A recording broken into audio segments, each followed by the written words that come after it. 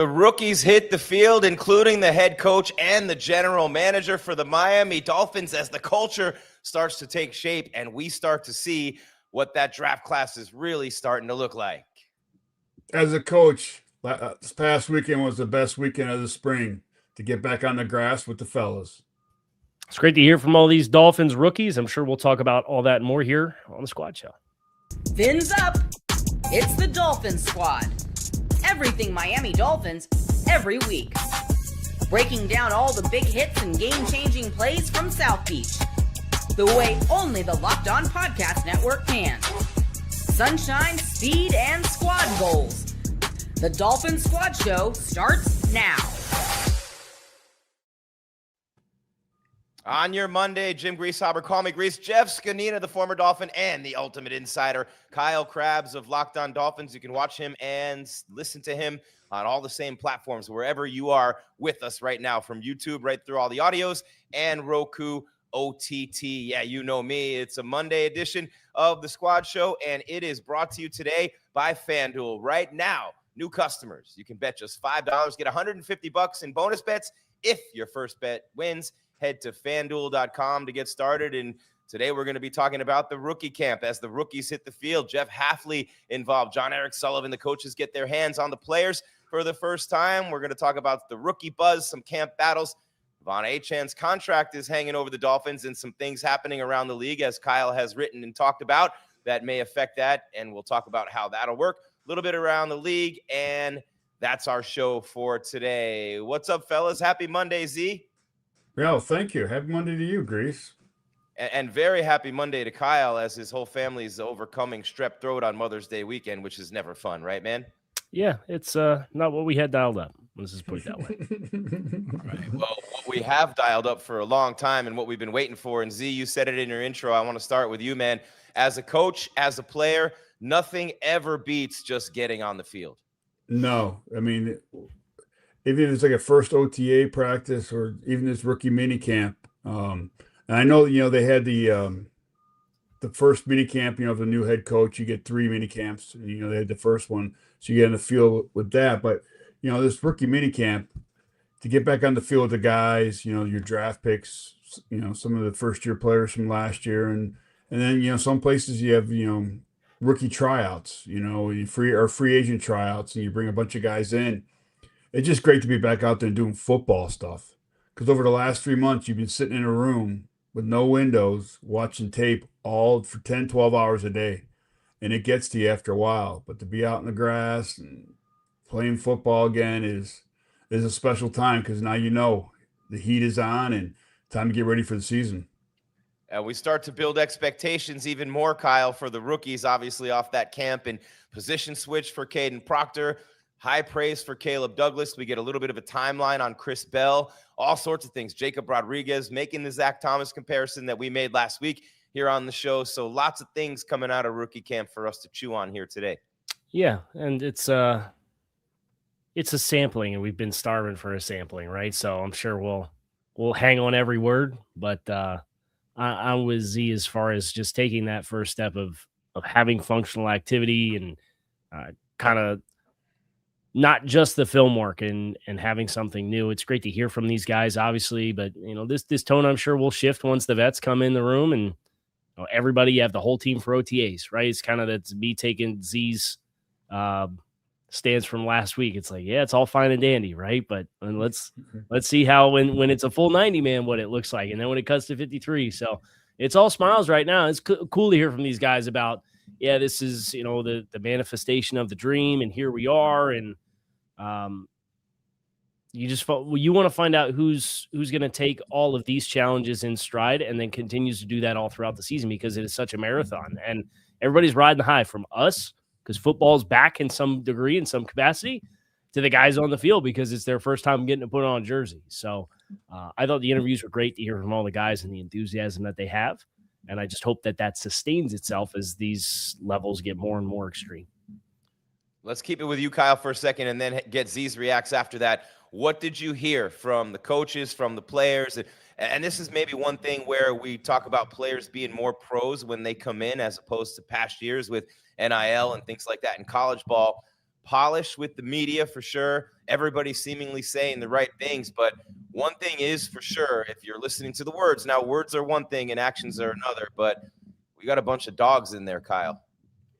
Yeah, I think I appreciated hearing from Kaden Proctor and him weighing in about a potential transition to guard and what that looks like for him and why he feels like he's well suited for it. I think everybody, said the right things. I think Will Kazmarek stood out for a guy who, if you watched him play and knew that he was a blue collar lunch pail kind of guy, I think his interview kind of was that style as well. But the Proctor interview was the one that stood out to me because they asked him, why do you feel like you're best suited for guard? And he says, well, the guards are kind of they're the guy that serves as the post on a lot of the double teams, and your ability to move guys and eject guys, and I'm explosive out of my stance, and I bring a lot of power, and I'm successful with moving people, and that's where I feel like my strength of my game is. And I'm obviously paraphrasing the way that he said it, but hearing him kind of tie that to why he can play inside at guard, I appreciated that insight for him, because I know that's a question that a lot of Dolphins fans are going to have about this top 12 pick that you've selected that hasn't played guard since his freshman year in college in practice. I think he said the last time that he ever played guard before. Z, he's a people mover, man. What's it like to play against a guy like that, whether it's at tackle or guard? Well, that's what you want on your team, and that's why he's going to guard. He's going to get in there, get in the rotation, and be, trial by error. But again, things happen a little more faster at guard than they do at tackle. So it's only going to help him in the long run once he moves back out to tackle down the road, or he may not. He may become an all-pro guard. But again, like we talked about last week, like Bruce Matthews and Larry Allen, they were all-pro guards and went out and became all-pro tackles or all-pro center. But it just shows the versatility of this kid to be able to go in there and play guard, and hopefully play guard, because we haven't really seen him with pads on yet. So. But, I think you're not going to have a problem with it. He's got a good left tackle and a good center on either side of him. It's going to help him, with the calls and everything. And, and that's, for the run game, you want guys that can be in there mauling people and pushing 3 techniques around this league and, and be able to climb up to the second level and get the backer. And, I'm excited to see how this progresses. Yeah, I mean, he looks. I mean, he doesn't even need the full uniform. Just seeing him in the jersey with the helmet, he's big enough without anything else, Kyle. Yeah, he massive. You certainly get a perspective. And how cool was it that Malik Willis pulled through on the first day and stopped by as the team starting quarterback? And obviously the weight room and all that stuff, it's on the same ground, so it's not necessarily like he hopped in his car and drove out of his way like Jordan Brooks did on night 2 of the draft when they drafted Jacob Rodriguez, and he drove from his house to the team facility because he was so excited. But for Malik to pop in and show face, and for him to be standing next to Kaden and to get kind of a side-by-side of those two guys certainly gives you a perspective on kind of the stature of the guy who's going to be charged with protecting his quarterback. So, looks every bit of the top of first round pedigree. That's not a surprise, right? But I think that was the eye opener for me, was like, oh, okay, there's 6'1", 225-pound, very well built, even if he's compact quarterback Malik Willis, and there he is looking like a teenager standing next to Kaden Proctor, who's the younger guy. That has to feel good if you're Malik Willis, Z, knowing that guy's going to be in front of you. I don't know about that. Now you're thinking, how am I going to throw over this dude? How am I going to see over this dude? Yeah. I mean, again, that's a problem too with some of these quarterbacks. Like Drew Brees was a shorter quarterback, and he learned how to find the windows to throw. And I'm sure Malik will have to find windows around this big dude to throw. Well, Brock Purdy just talked about that. Did you guys catch that? Brock Purdy said half of his throws are literally sight unseen. He's just relying on the timing. Yeah. Well, that's what it comes down to now. I mean, some of these schemes, and, I'm sure Bobby Slocum has some of that, built into this because he comes from that tree, and that's what it's all about. But again, when you got an eclipse in front of you, sometimes you just got to sling it and hope for the best. Better that than getting killed back there, though, right? Yeah. Better to not see than be looking up at the stars. Oh man, and that is great that Willis. I don't know if Tua ever did that, Kyle. Do you have confirmation or not on that? But I know that That's real leadership from QB1. For whether it's around the corner from the weight room or not, that's elite leadership that they have talked about with this team. Yeah, I don't know. I don't have it offhand whether Tua did or not, but since you brought him up, he's another one of those guys that had a very similar comment about being able to see in the middle of the field, right? I remember he said that comment this past year, and it was not the first time he'd said it, but when the play is what the play is, and when you're talking about not being able to see where you're throwing the ball and the turnovers are coming, right? It's a little different when that comment happens. So, yeah, I don't remember offhand, but I think you can see a lot of the guys that you perceive to be the leaders on the team. And that includes Coach Hafley. That includes the general manager. That includes Malik Willis and Zach Sealer and Patrick Paul and Aaron Brewer. Like, all those guys were together at F1 too. And I remember last year at F1, it was like Ramsey was still on the team, but it had just been reported that he'd wanted out and they wanted to split. And he's like there by himself. And then there's a handful of players. It was mostly like offensive linemen that was hanging out in a group with Zach Sealer. And I don't recall seeing a bunch of Mike McDaniel. And the only time I saw Tua was he was getting driven around in one of the cars with a driver. So it's been cool this year, whether it's Malik showing up to rookie minicamp or the entirety of what you perceive to be the leadership of the group, rubbing elbows together at F1. It just, the vibes feel a little different, right? And that's not to say that, that's an indicator one way, shape, or form for better or for worse about how the team's going to play or anything like that. And obviously you're looking back on hindsight on how 2025 ended up. And I don't want to just be taking low-hanging fruit there, but it is notable to me to see everybody that you think is relevant at the top of the food chain here spending the time together that they are. Again, I want to just say one thing, being as an ex-player and ex-coach, it's what you see on camera. Like, you see the quarterback there. You don't know what's going on inside the building. Yep. Who else showed up. I know as a player would show up. I was working out. I'd walk into the rookie meeting, and introduce myself and meet the guys, or have dinner with them or whatever. And you never would see it because the media is not there. The media's not allowed in, the building, especially in the football side of it. And I've been as a coach, I've had guys come into the room, and meet the guys. They didn't come out to the practice field, but they're looking through the window at the guys. They don't want to walk out there because something I'm going to throw them in a drill, which I would, just to be an ass about it. But even though you're not allowed to, but I say, come on, show them how to do it, and they get like all mad at me. But they come in the room, they have dinner with them, they meet the guys, they give their numbers out, they start getting them into the chat group and all that. So I just want to make sure everybody, especially our fans out there, know that, I don't want these bashing that so-and-so wasn't there to, meet the rookies. They could have been there. So until something said that they weren't, or we may never know, but it does happen. And I'm sure a large part of this team, especially some of these newer guys, were there to introduce themselves to the rookies, after workouts or after meetings or whatever. Just to piggyback off of that, I do know, like, to kind of follow up and affirm what you're saying, there's been a couple of guys that are second-year players that I've heard are in the building like every day. It's like Jonas Vine, I hear is there all the time. Jordan Phillips, I hear, is there all the time. Kenneth Grant, I hear, is there all the time. Like, 3 guys from last year's rookie group that, like, folks that I talk to that are around the team, they're like, yeah, these dudes are here every day, right? So, but like, those weren't names that were brought up in the conversation that we just had. So I think that's a salient point by you to point that out. I got one more story for you, Grease. You're not an ex-coach, by the way. I just have to correct you on one thing. You're not an ex-coach. Once a coach, always a coach, and you're just taking a little time off. Yeah, maybe for life. He's coaching maybe for life. Maybe for life. I'm kind of liking this new gig. So when I was with the Dolphins, we had I think it was one of the Saban years.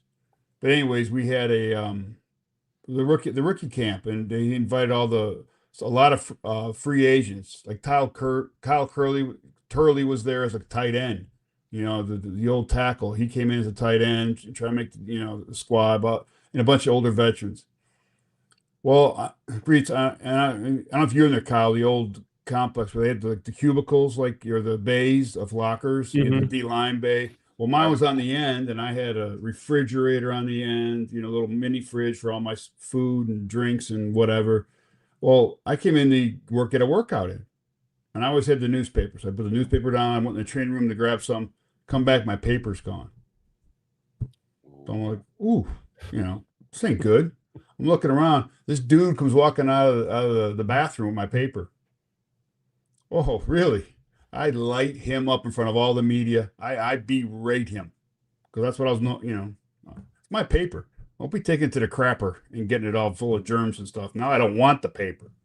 I went upstairs. I asked him to cut the kid right away. Oh yeah, I was mad, mad as hell. He never made the team or never even made it back. Huh? I know the media feasted on that. I don't remember that story though. I was there then. Trust me, the media won't say nothing about me because then I'd put them on the list. Oh, okay. So you were kind of running. You can ask Look at Jeff you now, Darlington, huh? Look at you What? now. What? So the media wouldn't talk about you because you'd put them on the list. And look at you now. You're in the media. That's right. Because You never know. I had dinner with Jeff Darlington last fall, and he was talking about how I intimidated him. I go, "What do you mean?" He goes, "Well, I came up to you and you said it better be a good damn question or get the hell out of my face." I'm like, "Well, was it a good question?" He goes, "I didn't even ask. I walked away." Z had a mean streak. No, I just being honest. Don't waste my time. Oh man. Well, time is valuable, right? And a lot of things happen. And so, we're talking about what 13 and 11 are the numbers, right? It's 13 and 11 free agents, 13 draft picks and 11 undrafted free agents. And we'll keep talking about them on the other side. Obviously, we haven't said much about Jacob Rodriguez yet. Chris Bell's rehabbing and Caleb Douglas is impressing. So two different things with the receivers and those guys. And then Michael Tafe had some interesting things to say about Jeff Hafley and what they're doing there. And then Will Kazmarek just had some interesting quotes as well. So we haven't touched on any of those yet. We will hit those. And then we'll talk about the Achane contract. Breece Hall and the Jets, 3 years, $45 million. So there you go. And Achane probably much better than him at this point. So uh-oh. Anyway, we'll continue with the squad show on the other side. We have some words from Indeed sponsored jobs. And maybe that's how Z became a media member. Did you find us on Indeed, Z? We'll find out on the other side. We'll keep it rolling with the squad show.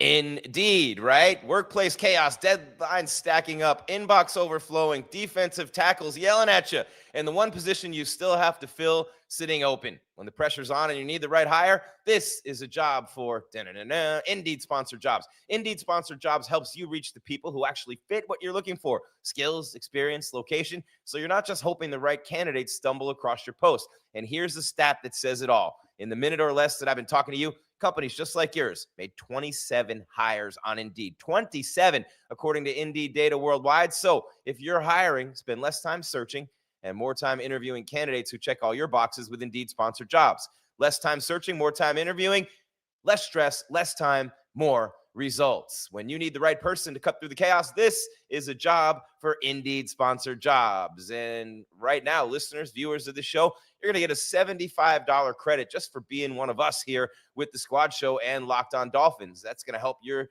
job get the premium status it deserves at Indeed.com/podcast. Just go to Indeed.com/podcast right now and support our show by saying you heard about it on this podcast. Indeed.com/podcast. Terms and conditions apply. Need to hire? This is a job for Indeed sponsored jobs on the Locked On Podcast Network, the #1 sports podcast network, #7 channel, and your team, your fins up every day. Real quick, want to tell you about the Everydayer Club, and we'd talk about it for the whole show if we could, because you are the lifeblood of the network. The Everydayer Club brings you ad-free episodes, access to a group chat with Kyle, other listeners, viewers of the show. You tap the link in the show notes, or you go to, and we got it for you right here. If you just load for me, it's coming. I promise it's coming. It's coming. We need the Jeopardy music right now, guys. Anybody with the Jeopardy music? Nope, Here we not go. for me. Not for Kyle. All right, but the link for you here is lockedondolphins.supercast.com as we roll on with the Everydayer Club. And Kyle, I don't think anybody on the network has more Everydayers than you, so you know their value and what they bring. I don't know about that. There's a few sicko fan bases out there, but we got a good group here, and I'm thankful for each and every one of them here as we keep rolling here on the show. All right, there we go. Back to the rookie camp. And, I think it's interesting. Jacob Rodriguez is a fan favorite, man. He is kind of like Zach when he came in. People screaming for him, people loving him, people buying his jersey all over the place. And between he and Chris Johnson, and you think about Johnson's comments when it comes to the expectations, fans seem to be really excited, in particular, these two guys, Kyle. Yeah, I think what was it? Fanatics had them both in the top 10 in rookie jersey sales. And like, we didn't even know what number of those guys were wearing. Yep. So I think you could tell that, he changed his number already too. Caleb did, but I digress. You can tell this fan base, I think, is looking for some new players to kind of get enthusiastic about and tie themselves to as like longer term pieces. And Rodriguez obviously comes with huge accolades. I think that will help him from a national profile perspective.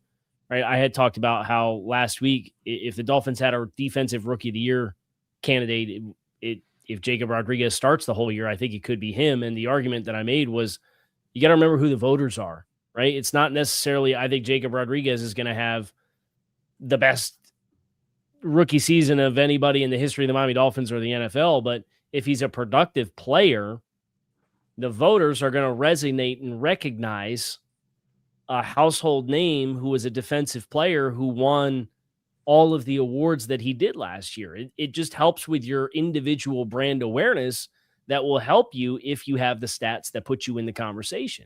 So I think Jacob, from that perspective, it's hard not to love the way that he plays the game and the way that Chris plays the game when you watch them on film and you see kind of how they go about their business. But I think it's very telling that you have two young defensive players for the Dolphins who were really, really well represented from the jersey sales, because this fan base, just about everybody else that they had a jersey for, is not here anymore, right? That's true. Need some new ones, Z. And I'll tell you this real quick, Z. It's interesting, too, with Rodriguez, who the coaches were stunned to see fall to them in this draft. But the way he's talking and thinking about the way he and Kyle Lewis dominated the Senior Bowl practices, man, those were the guys everyone was talking about. Having those guys come in together, Rodriguez is already talking about how having him here, and they already forged a bond at the Senior Bowl. It reminds me back when I was covering the team, back when Z was mean to everybody, and two guys who came in as rookies. This is before Z. Those are before you, Z. This is 96, when Jason Taylor and Derek Rogers came in, and they were inseparable, man. I used to work for a magazine back then. We did a big event. Those two guys showed up together. They were always hanging out together, always just kind of learning together, growing together. And it kind of reminded me of that when Rodriguez talked about he and Kyle Lewis. Well, yeah, but as a rookie, you're forced to bond with other rookies, really, because all the rookie stuff is together. Like right now, the rookie camp, and then you're going to see you have special meetings with just the rookies, so you're going to spend more time as a rookie with rookies than you will with the veterans. And until the season starts and everything. But even then, like every Tuesday, the rookies got to do most of the PR stuff, that the veterans don't want to do. And then they have rookie classes where you learn about your finances and, taxes and all sorts of stuff, that the league makes you go through. So you're kind of forced to be with those guys. And that's where you build those bonds that you're close with, I mean, I can remember some of my rookies, but, that I came in with, but I don't ever see them anymore because we just, I played for so long and they didn't, so we kind of drifted apart. But like Alex Van Pelt was in my draft class, and I see him every once in a while when we cross paths coaching, and so you do stay close with the guys in your class. And it goes back to college. When you go to college with your freshman class, I'm still really great friends with a lot of those cats. Shoot, one's my brother-in-law, for God's sakes. Which one? Frank Komet, Cole Komet's dad, who plays for the Bears, the tight end. Okay, all right. Nice job keeping football in the family. We know what you guys are doing on Thanksgiving, right? But, man. Not eating turkey. Not eating turkey, man. But I'm anti-turkey guy. Whoa. It puts me to sleep. I'm not a turkey guy either. What's your meat of choice for Thanksgiving then? We usually make a prime rib or pizza. Okay. Usually I'm working, so it's like, we don't really have Thanksgiving, Right. I mean, you're playing or coaching, so it's like, now, that I'm out, I try to stay away from Thanksgiving. You've had the novelty of it beaten out of you by the schedule for football. Yeah, exactly. Yeah. And now I'm forced to go to the family events because I'm not in it, and I'm trying to, it's the only reason why I'd go back, Grease. So I have to go to these family events all the time. Oh man, I hope your family's not watching or listening, Z. Oh, I hope they are. I hope they are. So I don't get more invites. Oh, that's awesome. When you reach a certain age, you just don't give a crap anymore. You raised your kids, yeah, you're 21. done. 21. I don't know if Kyle, are you there yet, Kyle? What's that? where Z is with the holidays and the family and all that? I'm pretty close. Yeah. It's four Sorry, divorced. It's two sets of divorced parents. So you got to do 4 of everything. Yeah. And then somebody gets mad when they don't get it on the day. Right. So it's like, are we going to do 4 versions of it? You guys coming here? It's a 2-hour drive for you. It's a 45-minute drive for you. Are you coming? And sometimes the answer is yes, and it works out great. And if it's not, it's a lot. So No, a lot of tryptophan on Thanksgiving. Yeah. With that, No, I always say whoever wants it can have it. I'm not fighting for anything. Once you have enough kids, and we had 3, so it was always like my parents, I'd tell them, hey, like it's across the country, so when I was in Florida or Arizona, wherever I lived, it was a long flight for whoever, but we had the kids. So we're like, hey, no, we're not, we're done flying. We went back every year before we had kids to see them because we felt like it was our responsibility since we moved. But once we had the kids, we're like, no, you're coming to us. Or else, we'll catch you on the flip side. You guys remember what postcards were? We'll send you a postcard. You know what I'm saying? FaceTime now or Zoom now. I mean, the beach or the desert, right? But back to the minicamp, guys. Will Kadyn had something interesting to say. He said it's about being a pro, bringing a notebook, staying ahead of the playbook, coming in on time. And Michael Tafe talked about Jeff Hafley's approach, which speaks right to what Kadyn said, Z, which is, Hafley said minicamp is not real practices. It's fundamentals, technique. Learning how the Dolphins practice. There's the phrase that I latched onto right there. Learning how they're going to practice and be pros. Well, that's the thing. When you get these young guys in, the new guys in, you get them out there and you show them what practice is like, what an NFL practice is like, and what a meeting's like, and what's expected of you as a young player coming in. So you learn it. So you're not going to learn it all the way. You're going to forget most of it. But as they go through, they come back probably in a week for OTAs, I believe. Usually that's how it works. So they go home, they get their minds right after this long weekend, and then they come back and then they jump right into OTAs with the older guys, and they got to fit in, because once you get on the field, these older guys are going to really get going and moving, and some of the older guys are not going to want to take a lot of the reps. This year they will, because it's a new staff and everything, and they want to impress the head coach, but. As you go about it and you see the team gets seasoned from year to year, the rookies take a lot more reps than the veterans do through OTAs and training camp. And that's where these rookies are going to have to shine and pick it up. So that's why, they get a good taste of it this past weekend from Haf, and Haf's going to, tell them what's expected, and they move on from there. What about the receivers, Kyle? What about the difference between, and I don't want to leave Kevin Coleman Jr. out. We talk about him potentially being an elite playmaker, but Caleb Douglas turning some heads, some people nationally saying he could be a big breakout star with his speed.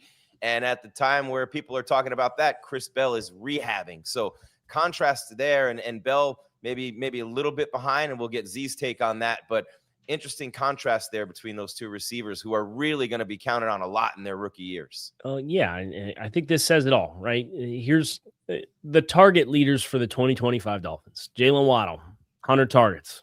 No longer on the team. That's a starting workload of targets from one player that's gone. Darren Waller, 34. Tyreek Hill, 29. Julian Hill, 20. Nick Westbrook-Akine, 20. Tanner Connor, 15. Alec Ingold, 10. These guys are all gone, right? And that's on a down year passing the football. You go back to 2024, a healthy Tyreek Hill had 123 targets, and Jonnu Smith had 111, and Jalen Waddle had 83. So from 2 years ago, you're talking about over 300 targets from the 24 offense that's gone. And obviously, the further back you go, the less relevant it gets. But Tyreek was a 170 target guy for his first 2 years here. So you've got a ton of opportunity it's wide open. And they've said they're going to find the best guys and let the best guys play. But when you've got 2 third-round picks at wide receiver, from an odds perspective, somebody's going to have a pretty significant workload of opportunity at their disposal. Like if you get 80 targets, which is less than any of the top names that we just mentioned, even 80 targets, today's day and age in football, you're probably catching 50, 55 balls at a minimum. And if you're averaging 15 yards a catch at 50 passes, and you do the math, you're talking 700 plus receiving yards as a rookie. Like somebody has to catch the football. So that's why I think for all these rookies, I don't know who it's going to be, and they'll let that sort itself out. But the Dolphins will probably have one of the more productive rookie receivers in all of football this year, just based off the volume of targets that are available from non-established players as they build this thing back up from ground zero, really. On the other side of the break, we'll pick up on that because it could become even more available targets if Malik Washington's gone by the time camp hits. And I think some of that has to depend on the rookies, if I'm not mistaken. Kyle knows much better than me. We'll get his thoughts on the other side. I want to hear what Z has to say about rehabbing versus being on the field for the rookie camp and what effect that might have, if any at all. And we'll keep going. We'll talk about the Achane contract situation as well. And are any of these guys going to sign this week? The Dolphins at the bottom of the league in terms of rookie signings. So we'll ask Kyle what he thinks about that. He just wrote about that on A to Z. Speaking of Kyle, he's got FanDuel, and then we're right back with more of the Squad Show on the Locked On Podcast Network. NBA playoffs are here where every possession matters. If you're looking to get even closer to the action, FanDuel has a great offer to help get you started. Right now, new customers can bet $5, get $150 in bonus bets. If your first bet wins, that's right, just turn $5 into $150 just for getting started. I like FanDuel during the playoffs because everything you need is right there in one place. You can check stats, trends, matchups, all before making your picks, which makes the whole experience feel a lot more informed and streamlines. Whether you're looking for player props or just following your favorite stars, it adds another level of excitement to every single game. It's an easy app to navigate and makes playoff basketball even more engaging from start to finish. Head to FanDuel.com to get started. FanDuel, play your game. There we have it, Kyle Krabs. And, you know, you wrote the story yesterday. It's over 24 hours old. But as of then, and I believe now, Kyle, the Dolphins are one of 3 teams to not have signed any of their rookies yet. We'll get to Z in a minute on what that strategy might be. But what's the news on that, Kyle? And what do you make of all that? Yeah, I don't know what I don't think it necessarily means much of anything, for the sense that, you know, the dollar amounts are kind of set in stone with the way the rookie wage scale works. I think the bottom 10 wouldn't count against. No, that's not true. It's like the bottom 7 wouldn't count against the salary cap at all. Like, so players 8 through 13 or 7 through 13 on the list of draft picks, they can sign and they wouldn't crack the top 51 players. So it's not necessarily that, like, oh, we don't have the money to sign our rookie. Now they'd have to move some money around if they were going to sign like Kaden Proctor. They'd have to do some salary cap compliance stuff there from that standpoint. But I just guess it's a little bit more of a, let's get these guys in house, let's get them acclimated. It's more of a formality to sign the vast majority of these contracts. I know the Jacob Rodriguez one is a little interesting because he's in this window where the 40th pick last year was the last second-round pick to get a fully guaranteed contract, and last year was the first time they'd ever given out a fully guaranteed 4-year contract to a second-round player, and it was the first 8 picks. So the question is, like, how much further down does those fully guaranteed contracts get? And Jacob's just on the outside of that looking in, so that one might get a little complicated. As they try to sort out what percentage of it's guaranteed. I'd expect it will be one of the ones that gets fully guaranteed when it's all said and done. So that's kind of the lay of the land, is they can get a lot of these guys done without implicating their cap. The top dogs will probably have to wait until after June 1st because there's a lot of cap ramifications from that. And Rodriguez is kind of in the middle of a staring contest along with the rest of those picks just outside the top 40. I was just going to ask you about June 1st. Nice job, Kyle. Appreciate that. Z, what's your take on all this? Well, I mean, like Kyle said, it's all slotted now, so there's not a lot of negotiation going on. Usually some contracts are tied up because of language of a certain line in the contract that the agent doesn't like. So the agent does that because he's got to do something now because, again, it's slotted money. You know, they got to do something to justify that 2 or 3% that they're getting at the end of the year for the contract. Because realistically, you don't need an agent, you know, as a rookie, because it's slotted. Once you're picked, you know what your value is from the year before, and it goes up a little bit, and you can't really do any wiggle room with it. Now you can do more guaranteed money, I guess, or some other stuff, but a lot of it's slotted, and that's that. And back in the day, no one signed a contract till the end of summer. I think I signed mine 2 weeks before camp started, or the week of. Actually, I signed it on the way to camp. I went to the office in Three Rivers and signed it on the way to Latrobe, for training camp. Three Rivers was a piece of work, huh, Z? What a piece of work that place was. I went there a few It times. was awesome. Yeah, it was. It was a piece. It was like the old Yankee Stadium. It was a dump, and it was dirty, and it was gross. But the history there was incredible. No, it was nice. How'd you like Latrobe?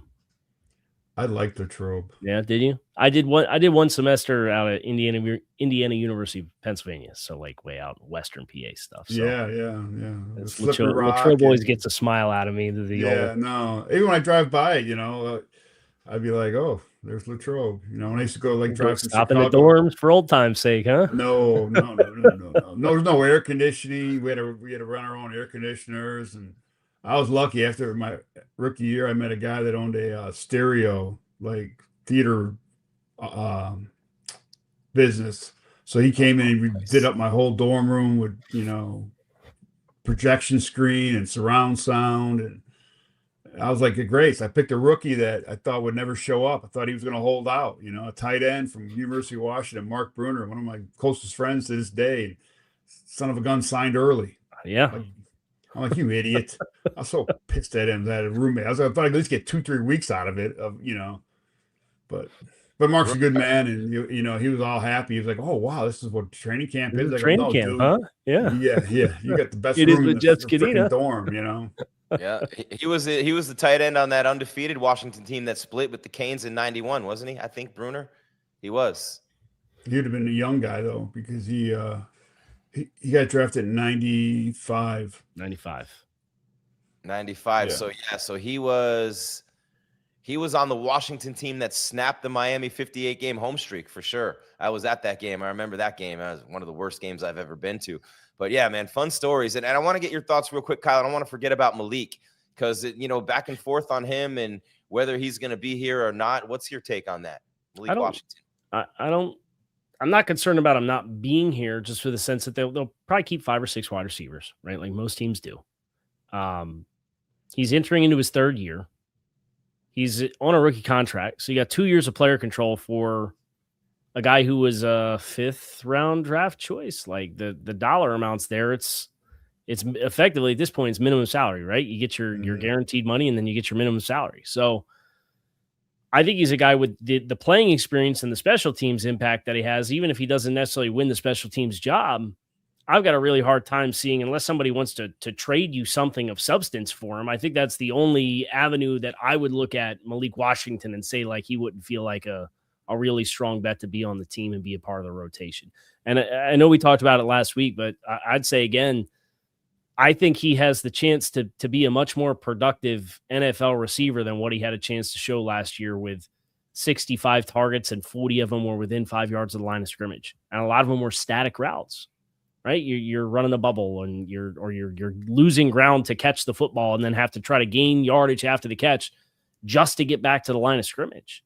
Or we're running hitches, or we're running those perimeter screens where we just kind of stop and turn in and catch the football, and everybody on defense is rallying to you, and you got to read blocks in the backfield before you even gain any yardage on the play. So I think his usage out of necessity last year kind of became, let's find ways to try to let him be an athlete with the ball in his hands. And I think that's something he's successful at, but he's a really smart player, right? Like you think about where he played. He played at, what was it, Northwestern in Virginia? I mean, you want to talk about 2 institutions that still take the academic side of things pretty seriously. Yeah. He's a really sharp guy. So I think he has the opportunity to be a little bit more of a profound player, even if he's not like a bona fide star receiver in the NFL. So I'm interested to see what Bobby Slowick can get going for Malik this year. I'm curious if you guys think of anybody else on the roster who could be gone by the time camp comes, because they still might make some deals. There could be cuts. Anybody you guys thinking that might be? I mean, obviously they drafted 2 linebackers who figure to be on the field a lot, and anybody could impress during camp. It's probably a little early for any of this, but any thoughts on that right now? No, I think that we go to camp with what we have, and if something happens, someone shines somewhere, and we have a full room. You might see a trade, but it won't be for anything special. It'll be a low mid round type trade or seventh Maybe or a player for player swap if there's somebody else on another team that's kind of going through the same thing. It won't be a blockbuster like thing, you know. I mean, you never know, but you know, we'll see. You know, and that's why this team is exciting because you just don't know. You know, it's like, you know, Kyle keeps saying, from the ground up, and you know that's what's great about it, and that's why it's gonna be a lot exciting once training camp starts. There could always be a message cut or two. Also, sometimes that happens, right, with a new coach, especially a guy like Hafley in the Tom Coughlin mode. Kyle.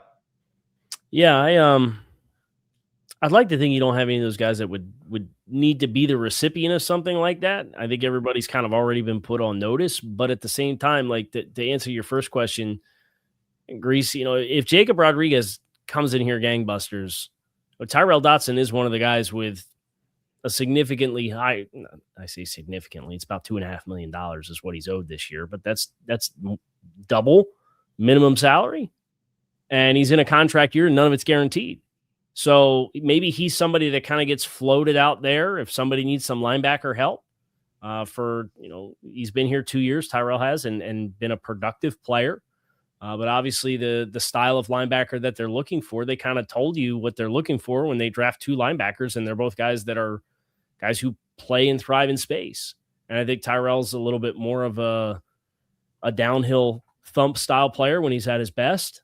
So maybe Tyrel Dotson is another vet, is somebody who, with twice what minimum salary is and none of it guaranteed, maybe he's somebody that there's a market for, some interest for. And obviously part of that challenge would be this is an off-ball linebacker that we're talking about. But that would be a name that I would watch, just because, you know, you've kind of already been put on notice when they draft your position twice in the first 4 rounds.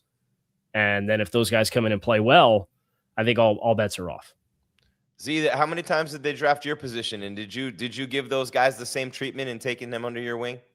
I took everybody under my wing, but every year they were drafting a D lineman. And, you know, I was telling the story this weekend with an old D line coach of mine. We were talking, and, you know, the one year they drafted 2 defensive tackles in the first round, and I was just named the starter. You know, it's not, you know, I'm driving home from a charity event, and I knew the first one was your D. Lou guy, you know, Damian Lewis from the U at number 12, and then down in the, you know, high 20s at 22 or 23, you know, I'm driving back from a charity event, and they draft Ryan Pickett from Ohio State. Ohio State, yeah. You know, and, you know, it's not a good feeling, but it breeds competition, you know, and somehow I was a starter, and Brian Young was a starter, a 4th round draft pick out of UTEP, you know, and we beat out the 2 first rounders, you know, and we ended up starting the Super Bowl that year, Brian and I. So, you know, you never know. You don't know until you get to training camp, you know, and that's what's great about the sport. You just never know who's going to be the starter on, you know, opening day. Does it change anything in your mind when, like if you're Dotson right now and you're like, oh crap, they drafted 2 LBs, and like when you got 2 DTs drafted? No, because here's the thing: what are you gonna do? Pout? I've players pout all the time, you know. And if I don't play them enough, or if I get on them, pout all you want. I don't care. You have to perform when you're out there. You have to do what we say, you know, or you're not going to play. And now you're not going to get tape, and now you're going to be a disgruntled employee. You know, unless you're an elite, like a freak or something special. If you're disgruntled, a lot of teams don't want you in a locker room. I know as a player, I don't want a disgruntled guy in my locker room. You know, when I was playing, I want some guy as a team player, you know, that, you know, it's part of the game. You just, you know, every year you got to prove yourself, work harder, beat the young kid out. Now, some places make you play first round draft picks because they were drafted in the first round. You know, I got cut probably twice because they drafted a guy higher, and, you know, they didn't want me there because of that. Look bad. You know, I'm sure that was part of it why I left St. Louis to go to Miami. They didn't want to re-sign me because of those 2 first-round draft picks. I started 2 years, and they were on the roster, and then my contract was up, and they didn't even offer me league minimum. You know, that's all I asked for, a little signing bonus and league minimum to stay because I didn't want to leave. And I was willing to be the backup if these kids would have beat me out. And they didn't. You know, they wouldn't have. But the organization's like, well, we got to, like, save face. So I went to Miami and was happier than heck to be down there. Last thing on the rookies before we turn the page to Achane and whatever we finish the show with on the other side of the break. But any of the UDFAs, Kyle, standing out to you? I mean, I know it's early and there's just been the camp, but as you look at the list, as you see them coming in, anybody you're looking at in particular? Not off of this past weekend, obviously, because I wasn't there, but I think training camp, there'll be a chance for, I think, Lewis Moore, the safety from Indiana, an older guy. I think he's 25, 26, but he was a starter on that national championship team. And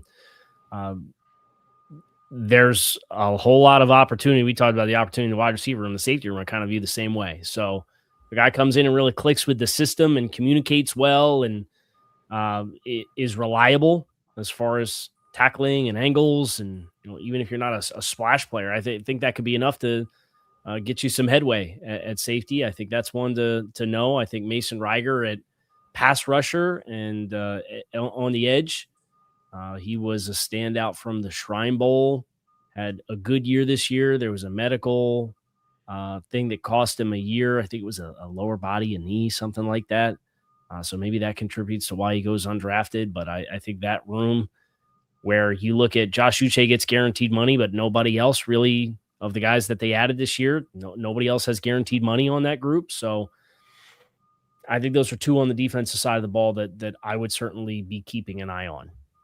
All right, that's Kyle Krabs, Locked On Dolphins. You want to check him out day in and day out. And by the way, the schedule comes out officially. The leaks and all that are coming out everywhere now, but the schedule comes out on the 14th in 3 days, which will be Thursday. We won't have another squad show after that until next week, but Kyle will be all over it as soon as it drops on Locked On Dolphins, and as well as everything else that he does day in and day out. Wherever you're watching us or listening to us right now is where you'll find him. As we roll on with the squad show, one more break. We actually have spots in every break for the first time today on the show. Look at this show building steam, momentum. The money is rolling in to the squad show, and the great deals from our sponsors just keep on coming. We're going to wrap it up on the other side after I tell you about Rocket Money.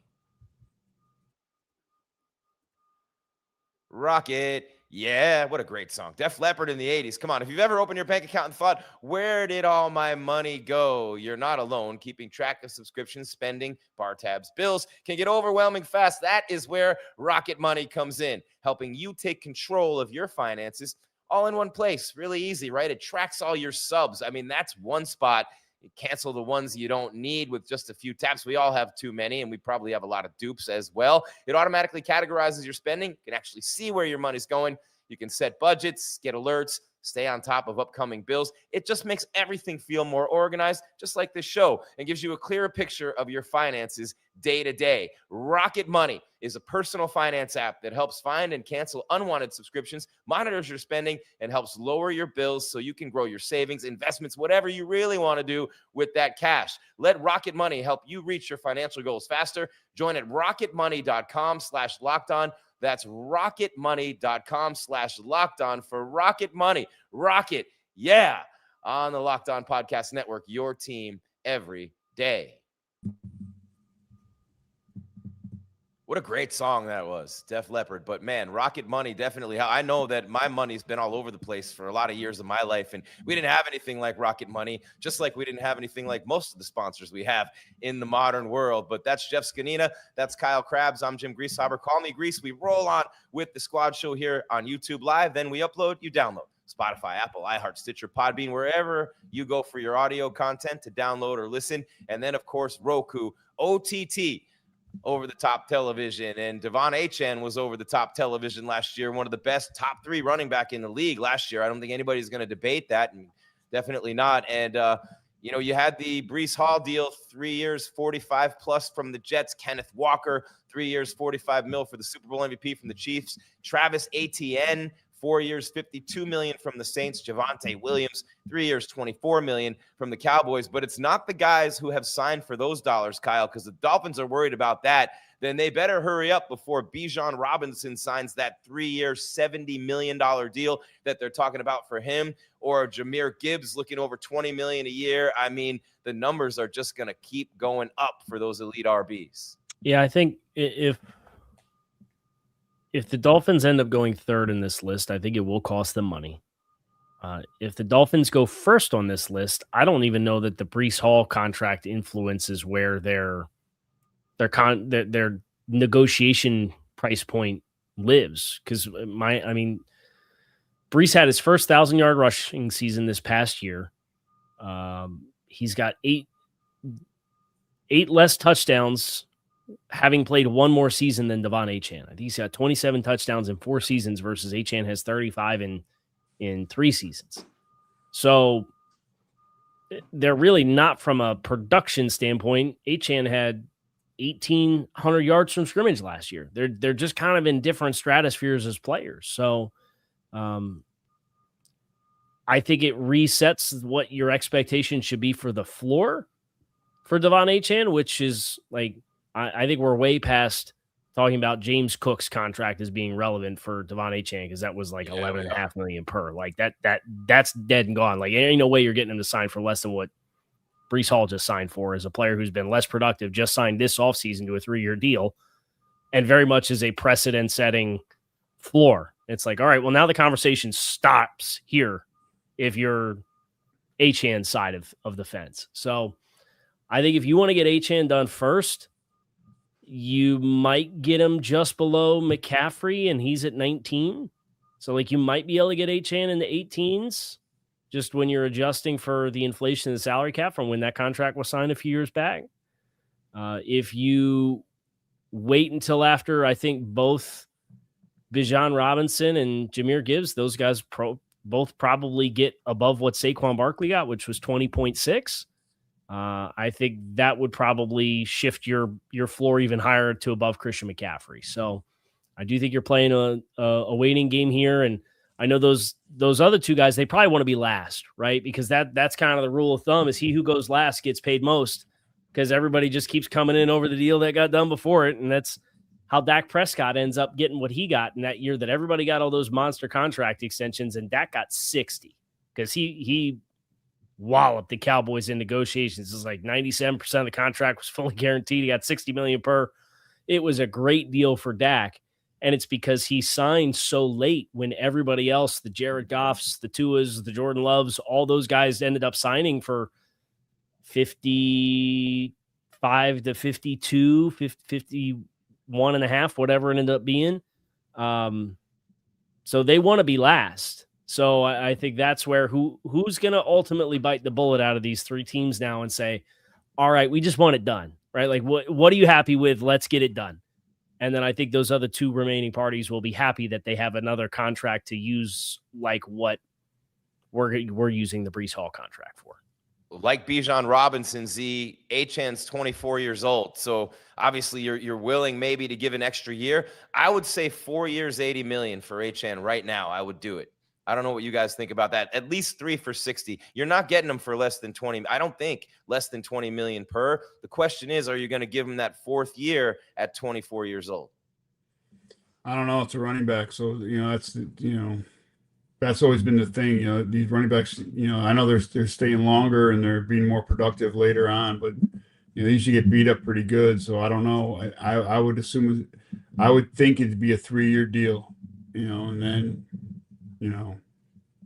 probably be around 59, 60 million total. And Bijan's 24 also, Kyle. So really good comparisons with those 3 guys. What would your number be? Half the room wants you to be the GM anyway, Kyle. What are you giving Achane? What's your deal? Yeah, I'd be offering 19 and a half. I wouldn't be adverse to paying 20 when it's all said and done, just because you realistically want to get it done, right? Like, you sit here and fart around with it, you're just going to cost yourself more money. And if you're serious about doing it, I almost wonder if Achane and his camp would prefer a 3-year deal, because think about it from a 30's that magic number for running backs, right? Like, it's perceived when you hit the age of 30, kind of hit that. That's like the age wall that happens for a lot of those backs because of the wear and tear. If he's 24 now and he signs a 3-year deal, he's 27. He could then sign another 3-year deal before he hits the age of 30, right? Where if you go longer term, now you're making it harder for yourself to get a sizable 3rd contract. So if I'm Devon Achane, because you got to remember he's got this year under his contract too. So now you're talking about A 4-year deal is really a 5-year commitment because he's got the last year of his rookie deal this year. That would be it for big contracts for Devon Achane, because I don't know anybody that's signing a big contract to a 29-year-old running back. So I would be inclined to say 3 years is probably where it's at, and it's the guarantees out of that group. You know, how much of that 3 years of commitments guaranteed are you willing to go to 35 million fully guaranteed? Are you willing to go to 40 million guaranteed? Like, those numbers are big deals for running backs in these contracts. So I think that's probably where my frame of mind would be, is I'd be right around that $20 million mark. I'm comfortable with $3 million, and I'm probably offering $36 million fully guaranteed to start and see where the conversation takes us from there. All right. Fair point. Yep. And real quick, guys, before we got a couple more minutes left in the show, but are you guys surprised at all at what just happened with David Njoku, being a Miami guy and people thinking the Dolphins might have brought him in? He goes to the Chargers with Harbaugh and Mike McDaniel. Kyle? I'm not surprised, and I want to hear from anybody who is surprised. In what way a 29-year-old tight end who's missed double-digit games the last 2 seasons and just signed for $8 million would make sense for a team that wants to get younger and cheaper? Like, it flies in the face of everything they've tried to be as a team this year. And it's like the Juwan Jennings thing. He's a 28, 29-year-old wide receiver that just signed for $13 million per, and there was tied. And the Dolphins had reported interest in that one, but the dollars were never going to be there. Right. They were never going to have that to tap into, because they've said we want to get responsible against the cap. And the reason why these player extensions for Brooks, Achane, and Brewer are on the table is because they're already on your salary cap books this year. Right. As compared to adding a new player for a player that you don't know to bring in from the outside. It never made sense to me. So I think it's a great fit for the Chargers, and obviously Mike McDaniel and what he did with Jonnu Smith a few years ago, and Njoku doing some of that stuff. I think that's great for him. But no, I'm not surprised that Njoku was not somebody that the Dolphins kind of ever seemed to make a serious push at for that reason. All right. Before we get to our final thoughts, anything else you guys want to hit league wide? Anything stand out to you that's been popping off lately, Z? The referees got their new contract. I'm all happy now. We won't have replacements. There you go. Kyle? Do you think we'll ever get that again? See?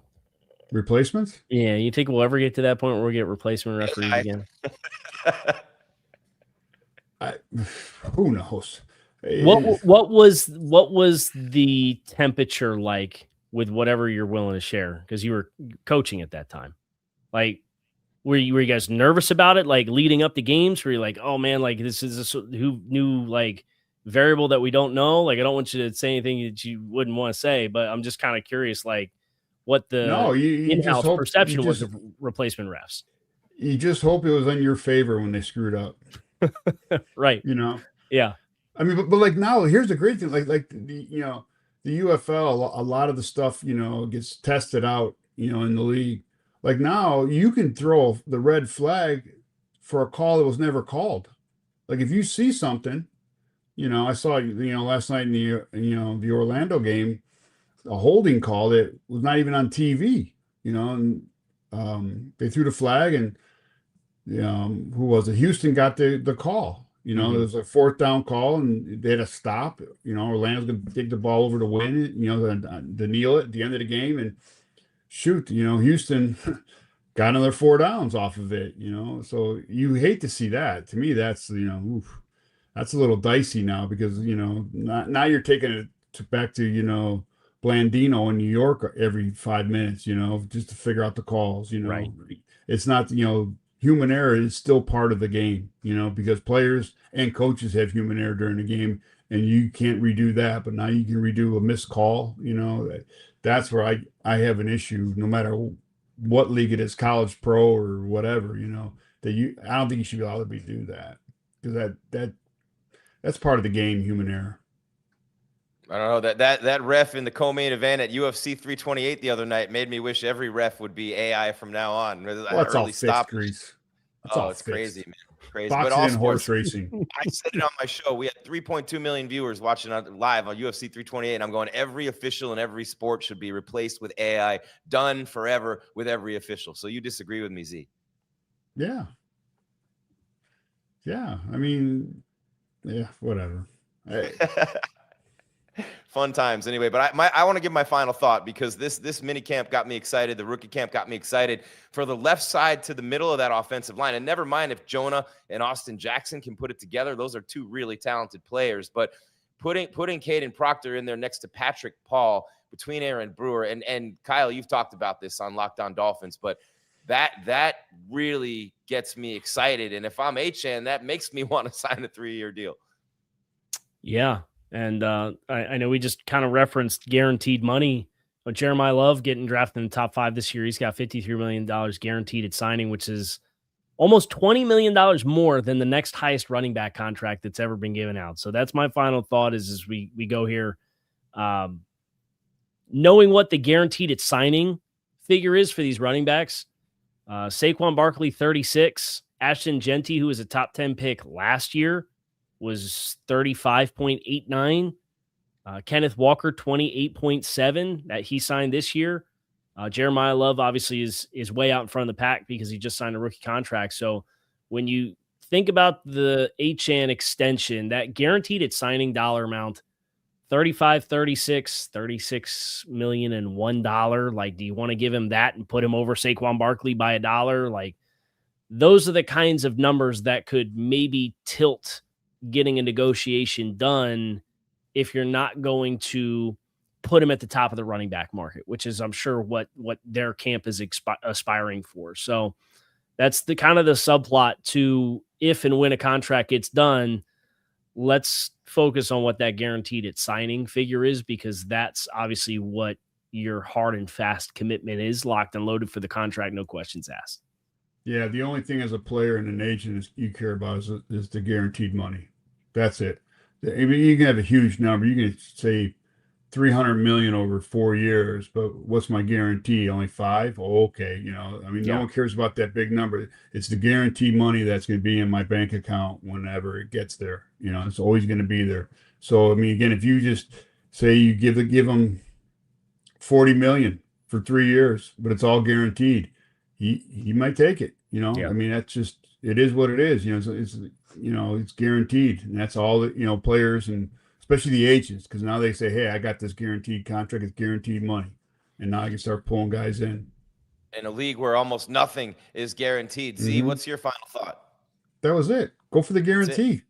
Okay, go for the guarantee. It's not always the dollar inflated amount, right? It's the amount that you're actually guaranteed money to receive. All right, that's Kyle Krabs, Locked On Dolphins. Jeff Zgonina, former Dolphins defensive tackle. Kyle, what do you have coming up on Locked On Dolphins, which, by the way, you can get wherever you're watching or listening to us right now. Elite Miami Dolphins insider coverage every day. Yeah, we'll continue to kind of work through the rookie series and spotlight each one of these guys individually and give them some time. We obviously have the schedule reaction show that'll come up after the schedule's released on Thursday, and I'll get another squad show coming out on Wednesday. All right. Well, thanks to the guys. Thanks to all of you, from the everydayers right on down to the newbies. You guys show up big for this show, for all of Kyle's stuff. We all really appreciate you for that. Network-wide, for that matter, on the #1 sports podcast network in the world. We'll be back Wednesday. We have a time for you, 1:30 Eastern sharp, according to Z. 1:30 Eastern on Wednesday with our second episode this week. The schedule comes out on Thursday. Kyle will be all over that as well. Thank you to our sponsors, and thank you to everybody at the network who allows us to do what we do for you day in and day out right here on Locked On Dolphins. Until next time, keep your game tight and your mind right. Thanks again for being here for the Squad Show.